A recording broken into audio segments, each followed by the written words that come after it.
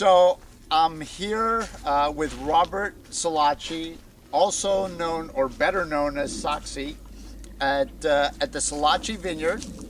We're at the northernmost point in the Santa Lucia Highlands, and actually, even though this is Santa Lucia, the vineyard was planted after the AVA was drawn up. Correct. And thus it's Monterey AVA, although the vineyard is on the Santa Lucia Highlands. It's in the mountain range. Right. And 2 miles down is Limekiln Road, which is the end of the Santa Lucia Highlands, AVA. And I was introduced to this vineyard by Gary Pisoni, and somehow you guys are related.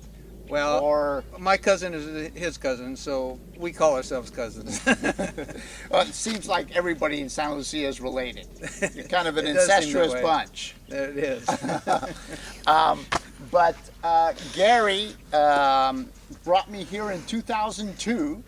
I guess this is a 23-acre vineyard, of which about half of it is planted with Pisoni clone, and the others with some other modern French clones. Right. There's 11 acres of the Pisoni own-rooted, and then there's 9 acres of the 667, 777s, and 828s, and then we have a little 3-acre nursery up above that has a mix of all of them that was on different rootstocks.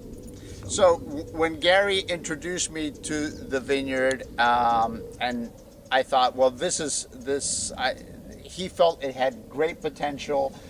You planted it around 1990? 99 on 99. the Pisoni, and then in 2001 with the 667s, and then the nursery was 2002. Okay, so our first wine from this vineyard was in 2003, and we right away were very excited because it was a completely different wine from the other two vineyard designates that we make in Santa Lucia, which is Gary's Vineyard, which is about 10 miles further south, and Pisoni, which is about 20 miles further south. Here, the coolest spot. How much cooler is it here on an average day than at Pisoni? 20 miles. We did have a weather station here for a while, and it seems like it was only 3 to 4 degrees difference from Pisoni's, and then from Gary and Gary's it might have been 1 to 2 degrees difference. But okay. you would think it would be cooler, but with the weather station it showed that. So. Okay.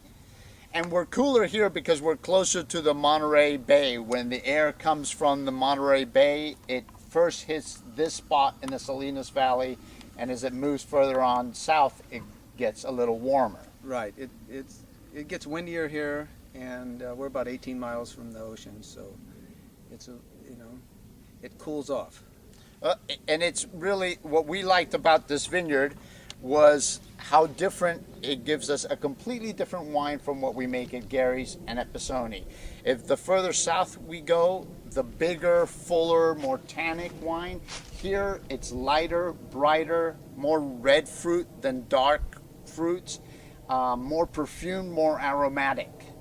And so for us, it's a lot of fun being able to compare a Silacci Pisoni clone at Gary's Vineyard 10 miles south with Pisoni clone, and of course Pisoni 20 miles further south. So 3 very different styles of wine, but all, I would say, on par qualitatively, but stylistically very different.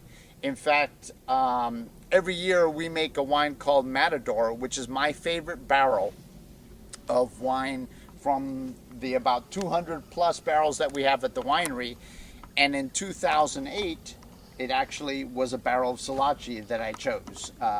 So especially these last few years as the vines have been getting a little older.